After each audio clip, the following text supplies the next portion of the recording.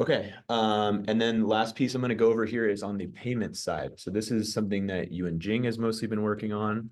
And we will soon integrate. I almost just typed you and Jing into the URL. I think it's app does that staging. Oh, it's app. You're right. What is it? Subscriptions? Is that right? Restrictions, yeah.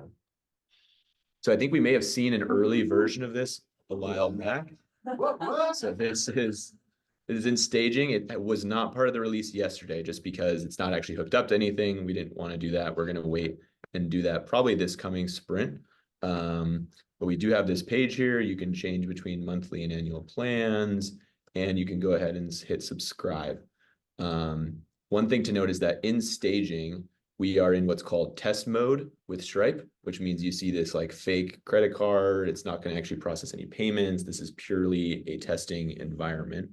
You and Jing and I have been talking a little bit about this. I think eventually we're actually going to have staging be not in test mode, so be in an actual production mode where you can pay, just because that's what the rest of staging is too. Staging has real data, staging has everything.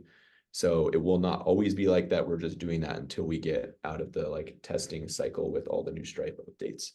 But you can go through here, your email's in there, you can hit subscribe, and it should go ahead. I think it just redirects you back to a certain page here, but eventually we'll, yeah, kick off a process to update what payment tier you're in. And then this will essentially remove the need for us to keep a manual whitelist of users who have GPT-4 access. We can still keep that if we want to give people like free access, not through Stripe. But it will save, I'm hoping, the CX team some time on managing that list manually. So this is awesome. And Ryan, you are corralling or focusing the UI UX resources that we have. So Flav and Ricardo. So UNG has built this, and we have an opportunity to have Flav and Ricardo help with the front end piece. So I'm going to put something into the UI channel for you to take point with them on that. Does that Sure. Okay. Or I can just do it. I can take a screenshot of that and say, Great. here's the next thing to work on. You can also just send a link. I think it's fine. I'll do it. Okay, great. Awesome.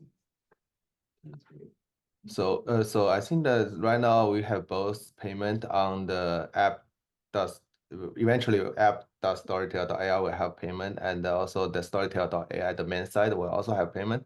So the only gap is like for this app.storytell.ai, we're sending over the user ID so that the backend can start processing the user. So which the app the Storytell.ai is not doing that. So I'm kind of like thinking like how to like make that automatic. Otherwise, because even like we have like a webhook like running, so we still cannot process the payment from the Storytell.ai. Yeah.